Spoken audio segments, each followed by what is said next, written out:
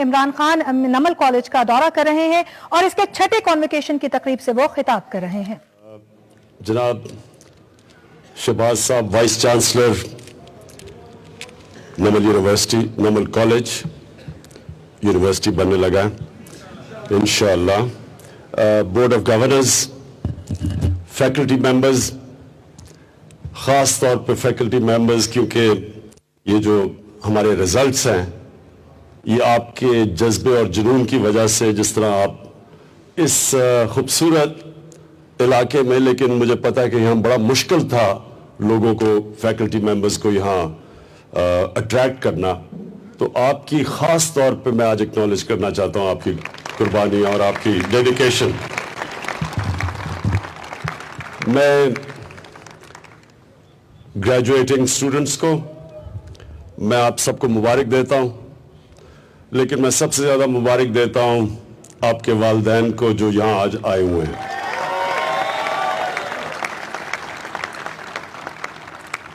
والدین کے چہروں پہ میں خاص خوشی دیکھ رہا ہوں، اور ہونی بھی چاہیے خوشی، کیونکہ آپ نے جو آج آپ کو جو ڈگریز ملی ہیں، یہ انشاءاللہ یہ آپ بھی زندگی میں اوپر جائیں گے انشاءاللہ، لیکن آپ اپنے سارے گھر کو بھی اپنے ساتھ اوپر اٹھا دیں گے، تو میں سب کو، والدین کو پھر سے آج خاص مبارک دینا چاہتا ہوں۔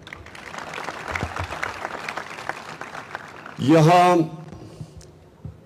وہ لوگ بیٹھے ہوئے ہیں جن کی کنٹریبیوشن کے بغیر آج ہم یہاں نمل یونیورسٹی میں نہ کھڑے ہوتے۔ انہوں نے پیسے دیے، ڈونیشنز دیں، اور میں اب ان سب کا آج شکر گزار ہوں، اور سامنے میرے بیٹھے ہوئے ہیں وہ لوگ جنہوں نے میری حوصلہ افزائی کی، کیونکہ کوئی نہیں سمجھتا تھا کہ ایک دیہاتی علاقے کے اندر ایک پرائیویٹ سیکٹر کی یونیورسٹی بن سکتی ہے، کوئی بھی نہیں سمجھتا تھا، اور لوگوں نے کہا کہ یہ چلے گی نہیں یونیورسٹی۔ تو جب اس طرح کی نیگیٹیوٹی ہو تو پیسہ اکٹھا کرنا یونیورسٹی کے لیے بہت مشکل ہوتا ہے۔ تو میں آج ان لوگوں کو اکنالج کرنا چاہتا ہوں جنہوں نے یہ سمجھتے ہوئے کہ یہ بڑا مشکل پروجیکٹ ہے، اس کے باوجود مجھے پیسہ دیا۔ تو میں جو مشکل وقت میں سب کا ویسے شکر ادا کرنا چاہتا ہوں، لیکن جب بڑا مشکل وقت تھا تو تب میں رحمان میر یہاں بیٹھے ہوئے ہیں، ان کا خاص طور پہ شکریہ ادا کرنا چاہتا ہوں، اوپر بیٹھے ہوئے ہیں۔ ان کو میں یہاں لے کے آیا، میں نے تھا میاں والی کا، تو اس علاقے پہ اس وقت یہ مشہور ہوتا تھا کہ یہاں صرف مفرور رہتے ہیں، لوگ ڈرتے ہیں یہاں آتے ہوئے، تو میں ان کو یہاں تب لے کے آیا، رحمان میر کو، اور میں یہاں آج انیل مسرت کا خاص طور پہ شکر گزار ہوں کہ انہوں نے بھی مجھے تب پیسے دیے جب لوگ سمجھتے تھے کہ یہ ناممکن ہے۔ میں آج دو وزٹنگ پروفیسرز ہیں، ایک وزٹنگ پروفیسر اور ایک اپنے ہی اشر عزیز، میں ان دونوں کا آج شکریہ ادا کرتا ہوں، انہوں نے جو آ کے دو تقریریں کی آپ کے لیے، دونوں بڑی امپورٹنٹ تقریریں تھیں۔ میں صرف آپ کو ان کی تقریروں سے ذرا آپ کو بتا دوں گا کہ یہ کیوں امپورٹنٹ تھی۔ پروفیسر جیمز ہل کی جو تقریر تھی وہ کیوں امپورٹنٹ ہے؟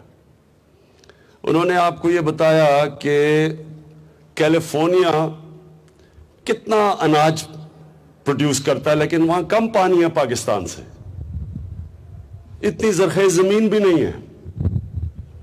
انہوں نے یہ کہا کہ اگر ہم یہاں صحیح معنی میں اپنی زمین کے اوپر انویسٹ کر دیں، اگر ہم اپنے جو پریکٹسز ہیں، جو ہمارے جو کسان جس طرح کی ٹیکنیکس استعمال کرتے ہیں، اگر ہم ان کو ٹھیک کر دیں، اگر ماڈرن ٹیکنالوجی لے آئیں، تو انہوں نے کہا کہ یہ پاکستان کے تو چھوڑو، یہ ہم دنیا کو اناج بیچ سکتے ہیں۔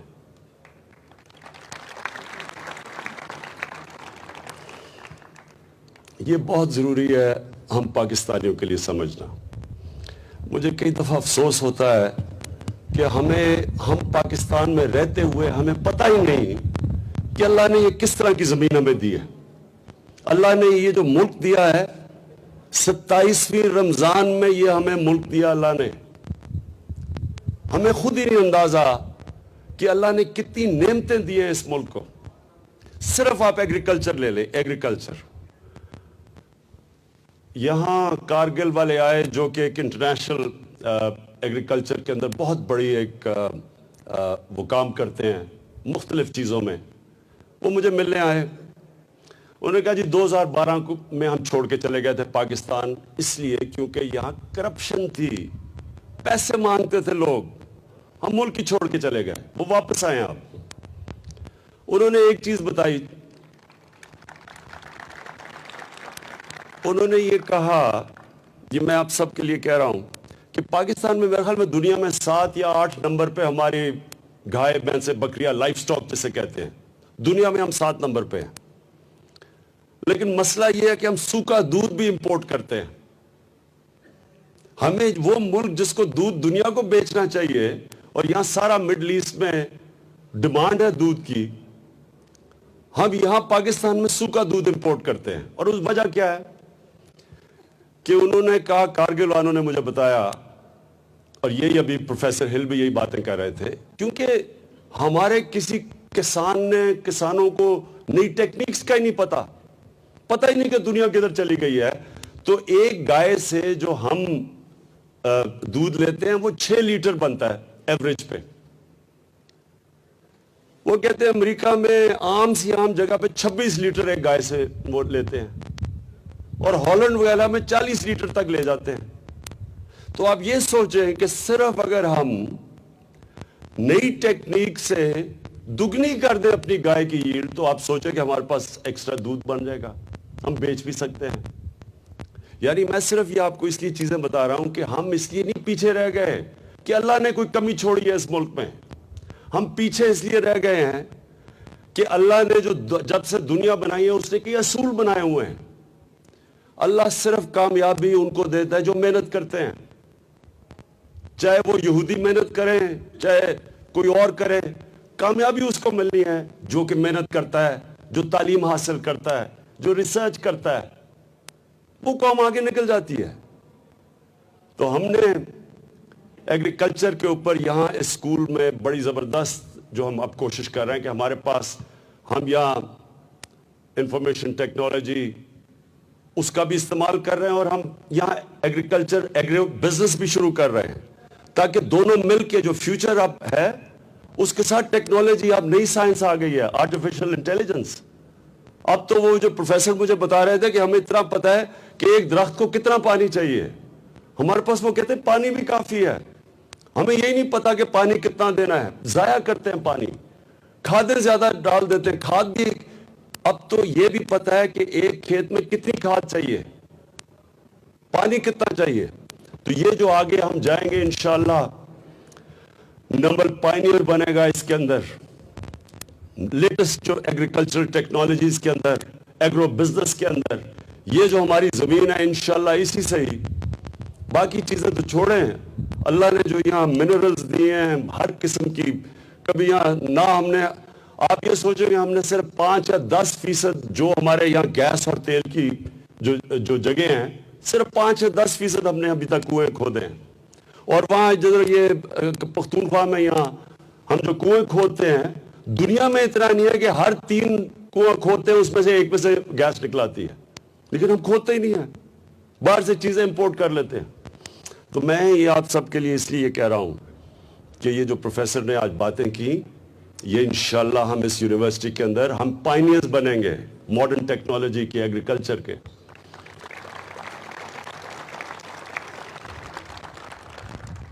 اور دوسری, عامر عزیز نے انہوں نے جو باتیں کی, میں صرف اس کے اوپر آتا ہوں. انہوں نے کہا کہ کامیابی, انہوں نے اپنا ایکسپیرنس بتایا کہ وہ کتنی دفعہ فیل ہوئے. جب وہ محنت کر رہے تھے, ماشاءاللہ آج وہ کامیاب ہیں, اور میں ان کو ریکویسٹ کروں گا کہ وہ پاکستان میں اب زیادہ ٹائم دیں, کیونکہ انسان کو سارا وقت, یہ آپ کے لیے سارا وقت آپ نے آپ سے ایک سوال پوچھنا ہے کہ میں اس دنیا میں میرا مقصد کیا ہے آنے کا. دو قسم کے ورلڈ ویوز ہیں. ایک ہے جس کو اسپرچول کہتے ہیں, دینی ورلڈ ویو ہے. دوسرا ہے مٹیریلزم, جو لوگ مانتے نہیں اللہ میں. دو ڈفرنٹ ورلڈ ویوز ہیں. ایک یہ ورلڈ ویو ہے کہ جتنا بھی بناؤ, بناتے جاؤ پیسہ, ایک گھر دو گھر, پیسہ, وہ اس کی کوئی اینڈ نہیں ہے. اس کی وجہ سے, اس ورلڈ ویو کی وجہ سے 60 یا 62 دنیا کے اندر لوگ ہیں جن کے پاس 3.5 ارب لوگوں کی جتنی دولت ہے. 62 لوگوں کے پاس جو دولت ہے وہ 3.5 ارب لوگ دنیا انسانوں کی اتنی دولت ہے. وہ کیا کریں گے اس دولت سے؟ ایک اندازہ یہ تھا کہ وہ اگر وہ ہر روز 10 کروڑ روپیہ خرچ کریں اور کوئی اور ان کے پاس پیسہ نہ آئے تو تب بھی 400 سال لگیں گے ان کو اپنا پیسہ خرچ ختم کرتے ہوئے. تو کوئی یہ ایک بینک میں پڑے ہیں پیسے, کبھی بھی اللہ لے جا سکتا ہے دنیا سے. دوسرا ورلڈ ویو ہے, وہ یہ ہے جو قرآن میں اللہ کہتا ہے میں نے تمہیں کسی مقصد سے پیدا کیا. وہ یہ مقصد ہے کہ جو بھی آپ چیز کرتے ہیں پہلے آپ اپنی ضروریات پوری کریں, اس کے بعد یہ سوچیں کہ میں دوسرے انسانوں کے لیے کیا کر سکتا ہوں. اور یہ جو دوسری جو ورلڈ ویو تھا,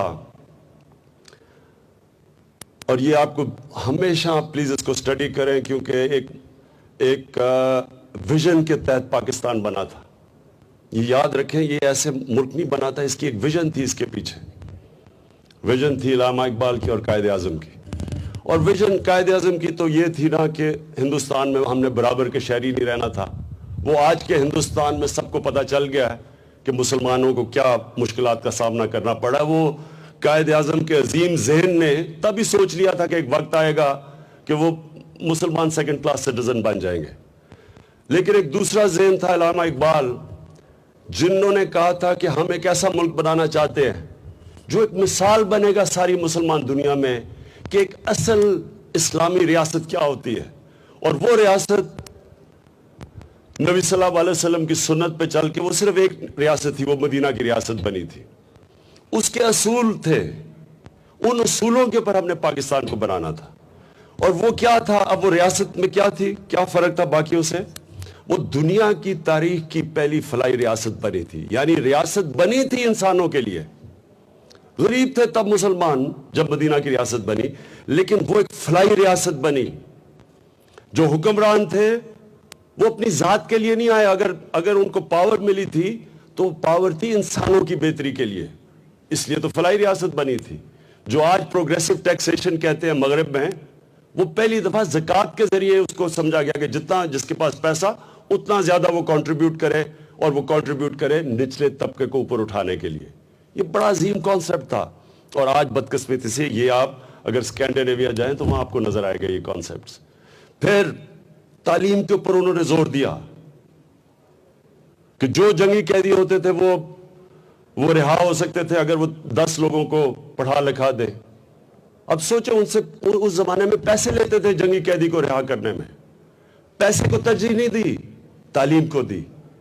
انہوں نے تب سمجھا, انہوں نے اپنے لوگوں کو بتایا, یہ ایک سمبلزم تھی, لیکن سمبلزم یہ تھی کہ انہوں نے تب بتایا کہ سب سے امپورٹنٹ چیز تعلیم ہے ایک معاشرے کے آگے بڑھنے میں. چائنا بھی جانا پڑے, انہوں نے کہا تعلیم حاصل کرنے کے لیے جاؤ, اور چائنا جانے کا مطلب واپس مشکل آنا ہوتا تھا تب. تو ایک معاشرے کی اورینٹیشن, قبلہ درست کر دیا کہ تعلیم کی طرف ڈھونڈو تعلیم. اس تعلیم کو ایک قسم کی عبادت بنا دیا انہوں نے. اور اس کے بعد رول آف لا, انسان سب قانون کے سامنے ایک برابر. جو حکمران تھا وہ جواب دے تھا. حضرت عمر سے پوچھا کسی نے, جی بتاؤ آپ نے یہ کپڑے کدھر سے لیے ہیں؟ کوئی یہ نہیں کہتا تھا کہ جمہوریت خطرے میں. اگر ان سے پوچھا جائے حکمرانوں سے کہ جناب بتاؤ, یہ مسلمانوں کی ٹریڈیشنز تھیں. دیکھیں, یہ یاد رکھیں, وہ ماڈل تھا جس ماڈل کے اوپر مسلمانوں کا سیویلائزیشن کھڑا ہوا. 700 سال تک مسلمان دنیا کی عظیم سیویلائزیشن تھے. یہ جو روب میں نے یہ جو پہنی ہوئی ہے, یہ یورپ سے نہیں آئی, یہ عرب کی پہلی یونیورسٹیز کے اندر یہ عربوں کے کپڑے تھے جو یورپین لے کے گئے, پھر وہ ادھر سے آئے. تو مسلمان ایک وقت کا عظیم, دنیا کی عظیم سیویلائزیشن تھی, اور وہ سیویلائزیشن اس لیے تھی کہ ان کی بنیاد رکھی گئی سرکار مدینہ نے, اور یہی اصول پہ پاکستان کھڑا ہوگا. جو انہوں نے ان کا جو خطبہ تھا عرفات میں, وہ آج آپ یونائٹڈ نیشنز کا ہیومن رائٹس چارٹر دیکھ لیں تو وہ آپ سمجھیں گے کہ وہ 1400 سال پہلے وہ بول رہے تھے. انسانیت کا نظام تھا. کانسٹیٹیوشن مدینہ کی بنائی, مکمل طور پہ برابر کے شہری بنا دیا ساری جو بھی مذہب تھا. کوئی کسی کو زبردستی اپنے مذہب سے ہٹا نہیں سکتے تھے. رسپیکٹ کی لوگوں کی عبادت گاہوں کی. یہ سارے ماڈرن کانسیپٹس تھے جو مدینہ کی ریاست میں دیے. ہم جب تباہی کی طرف گئے تو ہم ان کانسیپٹ سے دور گئے, تو ہم اپنی تباہی کی طرف گئے. ہم جب اٹھیں گے تو وہی اصولوں کو اپنا کے اس ملک کو ایک عظیم انشاءاللہ ملک بنائیں گے. تو یہ پہلے تو یہ آپ کے لیے بڑا امپورٹنٹ ہے کہ آپ کبھی بھی اپنی اوریجن نہ بھولنا. انسان گرو کرتا ہے, ایوالو کرتا ہے, انسان گرو کرتا ہے, اپنی اس کی جڑوں سے اوپر جاتا ہے. کوئی دوسرا کلچر اس کے اوپر آپ جب لگا دیتے ہیں وہ انسان آگے نہیں بڑھتا, اس کی ایوولوشن رک جاتی ہے. یہ یاد رکھنا کہ آپ اگر ایک کسی دوسرے کلچر کے جب آپ غلام بن جاتے ہیں, جب آپ اس کلچر کو سوچے سمجھے بغیر اپنا لیتے ہیں, آپ ان کے غلام بن جاتے ہیں. اور غلام صرف اچھے غلام بنتے ہیں, صرف اوپر جاتی ہے اوریجنل تھنکنگ. آزاد ذہن صرف اوپر جاتا ہے, غلام ذہن اوپر نہیں جا سکتا ہے, چیزیں نہیں ایجاد کر سکتا. غلام ذہن غلام رہتے ہیں, اچھے غلام بن جاتے ہیں. تو یہ آپ نے اپنے ذہن میں ڈالنا ہے کہ آپ کو پتہ ہونا چاہیے. علامہ اقبال کی جو گریٹنس تھی وہ یہ کہ وہ اپنی تاریخ جانتے تھے, وہ قرآن کو جانتے تھے, قرآن پڑھا ہوا تھا انہوں نے, مسلم ہسٹری پڑھی ہوئی تھی, پھر مغربی فلسفی پڑھی, پھر انہوں نے وہ سوچ لے کے آئے جو آج بھی آپ علامہ اقبال کی شاعری پڑھیں, ان کی فلسفی پڑھیں, تو آپ کو لگتا ہے کہ آج وہ ہمارے سے باتیں کر رہے ہیں, کیونکہ وہ سمجھ گئے تھے مغرب کی طاقت کیا ہے, کمزوری کیا ہے ہماری, کیوں ہم پیچھے رہ گئے. علامہ اقبال کا جو ذہن تھا وہ سمجھ بیٹھا تھا یہ, کیونکہ وہ پہلے اپنی بنیاد جانتے تھے کہ وہ کیا تھے. تو یہ کبھی نہ بھولنا کہ آپ کی بنیاد کیا ہے. اپنے کلچر کو, اپنے دین کو, اپنی تاریخ کو ہمیشہ یاد رکھنا, اس کے اوپر پھر آپ ساری دنیا میں جائیں گے. اچھا, پھر ابھی انہوں نے بات کی کہ انہوں نے اپنے فیلیئرز بتائے عزیز صاحب نے, کہ کس طرح انہوں نے کمپنیز بنائیں وہ فیل ہو گئیں. میں جب سن رہا تھا ان کو تو میں نے سوچا کہ یہ جو عزیز صاحب فیلیئر کہہ رہے ہیں وہ میرے فیلیئر کے ریڈار پہ تو وہ رجسٹر بھی نہ ہو وہ فیلیئر. میرا فیلیئر ہوتا تھا ہندوستان سے ہار گئے. ہندوستان سے ہارنے کا مطلب کہ باہر ہی نہیں نکل سکتے تھے, لوگ انڈے مارتے تھے, ہم پبلک کو فیس نہیں کرتے تھے. پھر جناب پارٹی الیکشن لڑی, ساری پارٹی الیکشن ہار گئی, جس میں ڈاکٹر پرویز حسن بھی تھے, سیکرٹری جنرل تھے تب. ڈاکٹر پرویز حسن نے تب سوچا کہ کوئی چانس ہی نہیں لگ رہی تحریک انصاف کی, انہوں نے چھوڑی دی پارٹی. لیکن وہ ان کا قصور نہیں ہے, ہماری پارٹی والے بیچارے گھروں میں چھپ گئے جب ایک سیٹ بھی نہیں ملی پہلی الیکشن کے اندر. پھر تھوڑی سی بڑی مشکلوں سے پارٹی اکٹھی کی, دوسری الیکشن آئی, پھر پارٹی ساری اڑ گئی, ایک سیٹ ملی. تو میں وہ سوچ رہا تھا کہ مجھے تو یہ پیسہ آیا نہ آنا جانا وہ تو میرے ریڈر میں ہی نہیں آیا کبھی بھی. بڑے وقت آئے پیسے آنے جانے کے, میری تو پبلک میں مذاق اڑتا تھا, اخباروں میں طنز ہوتا تھا. ہار جیت یہ جو اصل بات انہوں نے کی کہ انسان, یہ آپ کی جو زندگی کا سفر ہے نا وہ ہمیشہ سائیکلز میں جاتا ہے. یہ پھر یاد رکھنا, زندگی کبھی سٹریٹ لائن میں نہیں جاتی. سٹریٹ لائن میں صرف جب انسان قبر میں ہوتا ہے نا تو وہ سٹریٹ لائن چلی جاتی ہے. نہ اونچ نہ نیچ آتی ہے. باقی زندگی اونچ نیچ کا نام ہے. جو کامیاب انسان ہوتا ہے اس کی کامیابی کا سب سے بڑا راز یہ ہوتا ہے جو انہوں نے ابھی بات کی, وہ ہار سے نہیں ڈرتا, وہ ہار سے سیکھتا ہے. جب ہم کرکٹ میچ جیتے تھے نا, سارے بھول جاتے تھے کہ ہم نے غلطیاں کی ہیں میچ کے دوران, لیکن جب آپ ہارتے ہیں آپ کو اپنی غلطیوں کو فیس کرنا پڑتا ہے, کیونکہ ساری دنیا آپ کو یاد کراتی ہے آپ نے کیا کیا غلطیاں کی. آپ صبح اخبار اٹھا کے دیکھیں تو وہاں سارے آپ کو یاد کرا رہے ہوتے ہیں آپ کے کیا غلطیاں کی ہیں. جب آپ جیتتے ہیں سارے تعریفیں کرتے ہیں, کوئی بھول جاتا ہے کہ آپ نے بیچ میں کیا غلطیاں کی ہیں. اب تو خیر ہم جب اب جب سے میں پولیٹکس میں آیا ہوں, ہمیں ضرورت ہی نہیں ہے کہ اپنی غلطیاں, کیونکہ ہر روز چیٹ شوز کے اوپر روز کلاسرا بتا رہا ہوتا ہے کتنی غلطیاں کی, کبھی کوئی بتا رہا ہوتا ہے کتنی غلطیاں کی. تو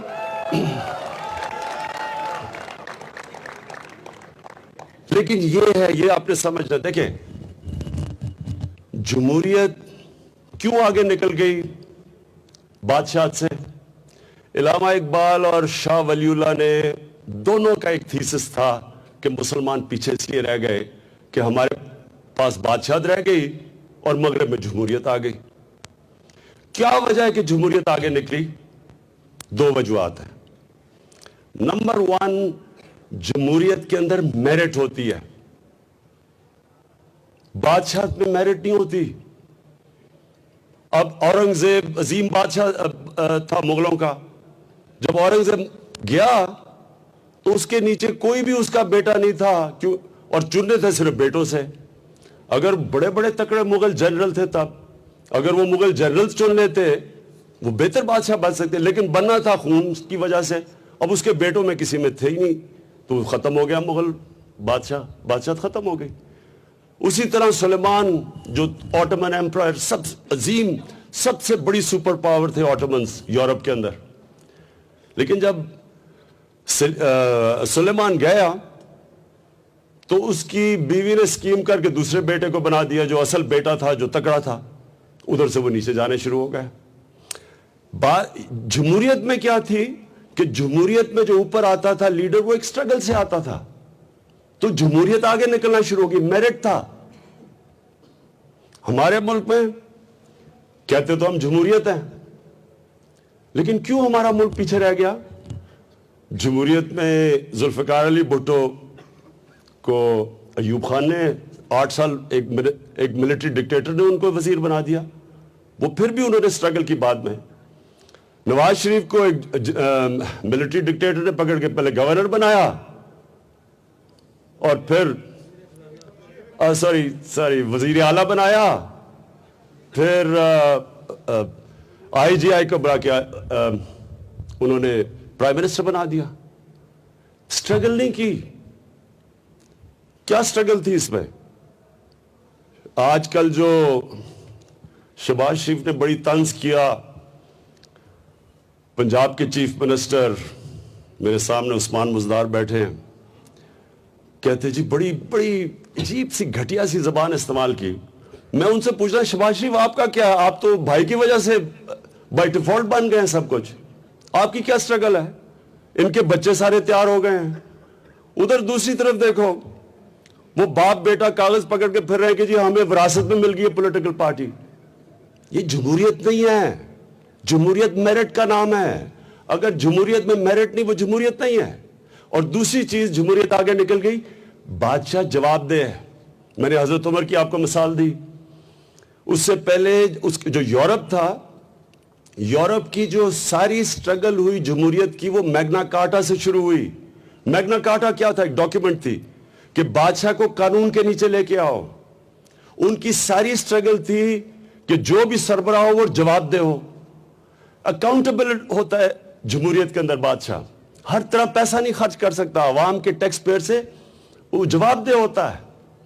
ہمارے آپ نے تماشا دیکھ لیا ہے, جب سے ان سے جواب طلب کر رہے ہیں, اربوں اربوں روپے کی چوری ہیں, کیا ہے, کچھ ہے, وہ ایسے رکھتے ہیں کہ وہ کوئی پاکستان پہ احسان کر رہے ہیں کہ جواب دینے لگے ہیں.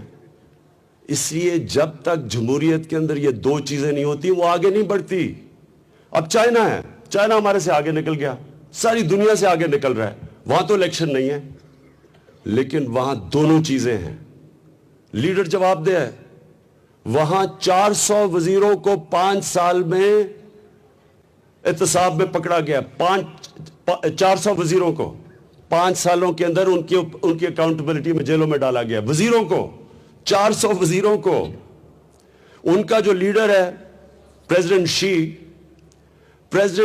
30 سال کی سٹرگل سے اوپر پہنچا ہے. گاؤں سے کام شروع کیا اس نے. اس کی تاریخ دیکھیں, ایک پوری سٹرگل ہے اس کے پیچھے. 30 سال کی سٹرگل ہے. جو پرائم منسٹر لی ہے اس کی 30 سال کی سٹرگل ہے. پوری یہ نیچے سے سٹرگل کرتے کرتے کرتے اوپر پہنچے ہیں, میرٹ کے اوپر پہنچے ہیں. اس لیے اگر الیکشن نہیں بھی ہے لیکن وہاں میرٹ بھی ہے اور ادھر اکاؤنٹیبل ہے, جواب دہ ہیں. اور یہ انشاءاللہ جو ہماری جمہوریت ہے, جب اس طرف اب ہم جا رہے ہیں, ہمارے جو بھی پاکستان کا لیڈر ہوگا وہ اکاؤنٹیبل ہوگا, وہ جواب دہ ہوگا عوام کے سامنے. عوام کا پیسہ وہ اپنے اوپر نہیں خرچ کرے گا. عوام کا پیسہ عوام کے لیے ہوگا اور وہ قانون کے نیچے ہوگا. اور آپ دیکھیں گے کہ انشاءاللہ یہی ملک کتنی تیزی سے اٹھے گا. اٹھ رہا ہے ابھی بھی جو اللہ کا کرم ہے, جس طرح کے انویسٹرز آ رہے ہیں پاکستان کے اندر, انشاءاللہ آپ دیکھیں زیادہ دیر نہیں ہے. میں اب آپ کے لیے صرف اسٹوڈنٹس آپ کے لیے اب آخری بات کرنے لگا ہوں. یہ جو زندگی کا سائیکل ہے اونچ نیچ کا, اس کا جو آپ کا جب آپ کے اوپر, اور جتنا جو چیز آپ ذہن میں جس کو پکچر کر سکتے ہیں, جو آپ کے ذہن میں تصور آ سکتا ہے, تصویر آ سکتی ہے, وہ ہو سکتا ہے. اللہ نے آپ کے اندر اتنی زیادہ طاقت دی ہے. اشرف المخلوقات بنائے انسان کو. فرشتوں کو کہا اس کے سامنے جھکو. جب شیطان نہیں جھکا تو اللہ نے قرآن میں کہا کہ تمہیں نہیں پتا کہ میں نے انسان کو کیا دیا ہوا ہے. آپ اللہ کی سب سے عظیم مخلوق ہے. اس کا مطلب آپ کے اندر اتنی پاور ہے, آپ کو پتہ ہی نہیں ہے. زیادہ تر لوگوں کو پاور آپ تب آپ کی باہر آتی ہے جب آپ اپنے آپ کو چیلنج کرتے ہیں.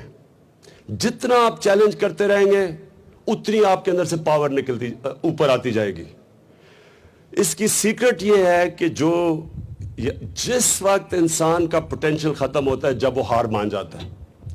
مثلا آپ جو بھی کام کرنا چاہتے ہیں ذہن میں ڈالیں, آپ کر سکتے ہیں. جو آپ کے ذہن میں پکچر ہو سکتا ہے نا, وہ ہو سکتا ہے.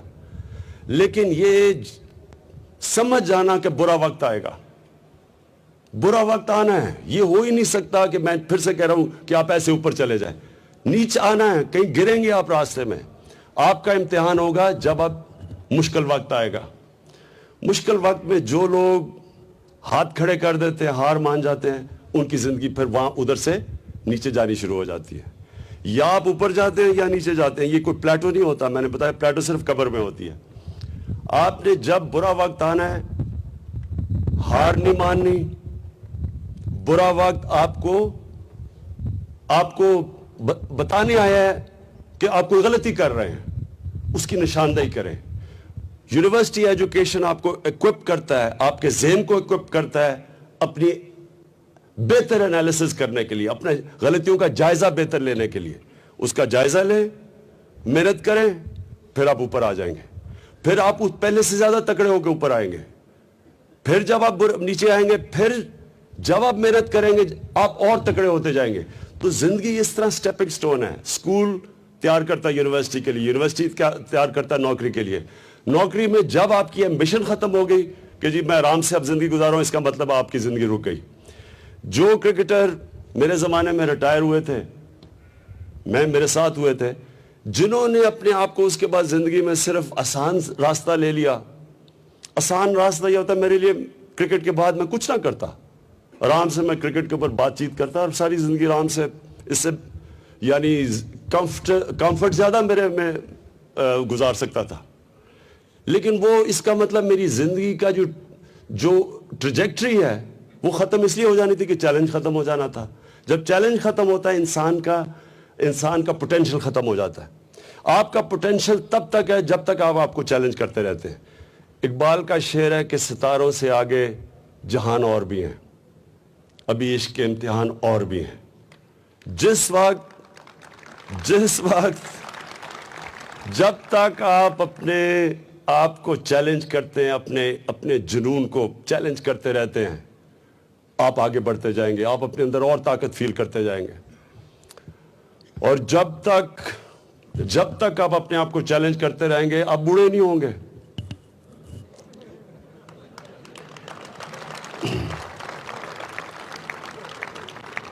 क्योंकि बूढ़ा पहले आपका ज़हन होता है। मैंने कितने लोग अभी मेरे साथ जो थे,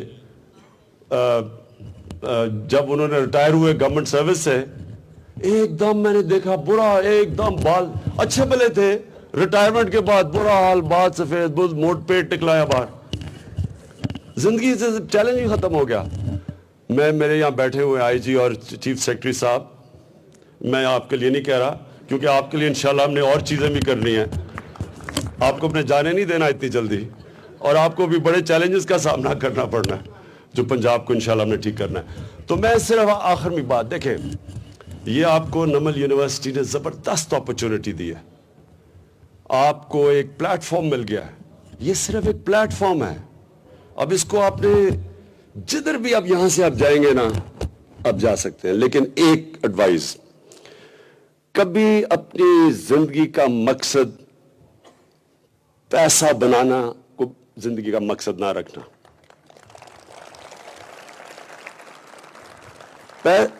पैसा होता है किसी मकसद के लिए, पैसा मकसद नहीं होता। क्योंकि जिसने भी मेरे जिंदगी में जिन जिन लोगों ने पैसे को अपना जिंदगी का मकसद बनाया, मैंने उनको कभी खुश नहीं देखा। ये सबसे बड़ा अजाब होता है, क्योंकि उसकी एंड ही नहीं है।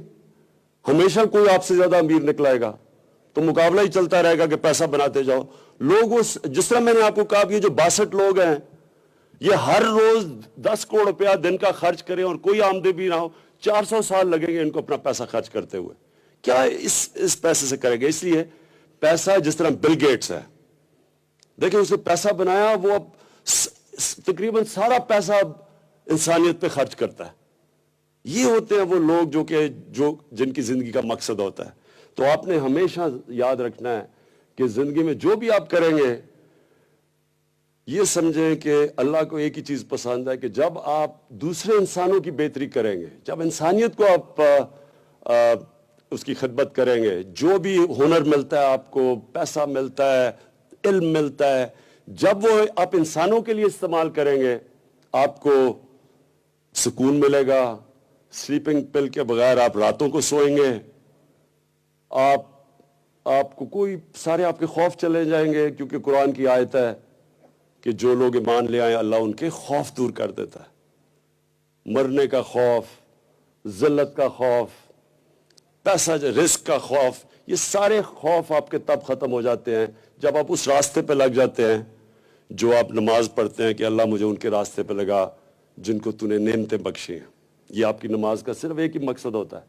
और जब आप उस रास्ते पे लग जाते हैं, कुरान की आयत है कि अल्लाह आपके खौफ दूर कर देता है। मैं आप सबका बहुत शुक्रगुजार हूँ। आज नमल यूनिवर्सिटी, हमेशा मुझे खुशी होती है जब मैं यहाँ आता हूँ, लेकिन आज मुझे सबसे ज़्यादा इसलिए खुशी हुई कि मैं अब देख रहा हूँ इसकी एक्सटेंशन बढ़ती जा रही है।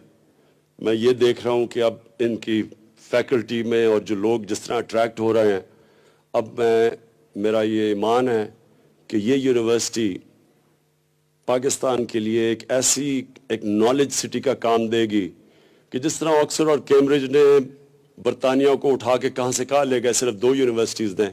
इंशाल्लाह ये यूनिवर्सिटी पाकिस्तान की बाकी भी यूनिवर्सिटीज़ के लिए एक मॉडल बनेगी। यहाँ रिसर्च होगी, ये एक खूबसूरत जगह के ऊपर एक खूबसूरत यूनिवर्सिटी बनेगी। और हमारे चीफ मिनिस्टर यहाँ बैठे हुए हैं और इंशाल्लाह वो चीफ मिनिस्टर इसकी मदद करेंगे। तो उसने, हाँ, मैं आखिर में भी नहीं, मैंने ये कहना ज़रूर है, मुझे पता है आज जगह ठीक नहीं है, लेकिन मैंने कहना ज़रूर है, क्योंकि मैं असेंबली में मुझे मौका नहीं मिलता, वो बात नहीं करने देते, इसलिए मैं वो आज आपके सामने करने लगा हूँ।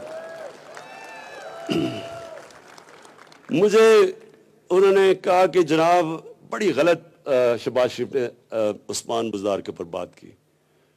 मैं समझता हूं कि उस्मान बुज़दार इंशाल्लाह पंजाब के बेस्ट चीफ मिनिस्टर बनेंगे। मैं ये क्यों समझता हूं? क्योंकि उस्मान बुज़दार अपनी इक़्तिदार को अपनी जात पैसा बनाने के लिए नहीं इस्तेमाल करेंगे, अपनी फैक्ट्रियां, अपनी शुगर मिल नहीं बनाएंगे, पंजाब बैंक ऑफ पंजाब से कर्जे नहीं लेंगे, अपने रिश्तेदारों को नहीं नवाजेंगे, अपने बेटों को अरबोपति नहीं बना देंगे, क्योंकि इनमें आजिज़ी है, तकब्बुर नहीं है, 40 गाड़ियों के प्रोटोकॉल में नहीं फिरते, 35 करोड़ रुपए चीफ प्राइम मिनिस्टर का जहाज नहीं इस्तेमाल किया, इनके वो बेटे डर के एहतसाब से बाहर नहीं भागे हुए, इनका दामाद पैसे चोरी करके बाहर नहीं भागा हुआ, इनका इलाज पाकिस्तानी अस्पतालों में होगा, ये शरीफ खानदान के चेकअप भी बाहर के अस्पतालों में होते हैं, ये पाकिस्तान में इलाज भी होगा और इंशाल्लाह हॉस्पिटल ऐसे बनाएंगे कि पाकिस्तान से लोगों को बाहर इलाज करवाने ना जाना पड़े। एक सबसे पासमानदा इलाके से हैं, ट्राइबल एरिया से हैं, डीजी खान के, जिधर लोगों के पास इनके घर में बिजली नहीं है, साफ पीने का पानी नहीं है, 2.5 लाख लोगों में एक डॉक्टर नहीं है।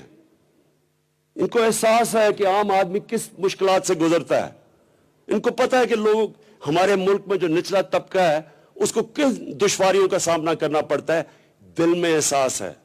इसलिए इंशाअल्लाह उस्मान बुज़दार बेहतरीन चीफ मिनिस्टर बनेंगे। शुक्रिया।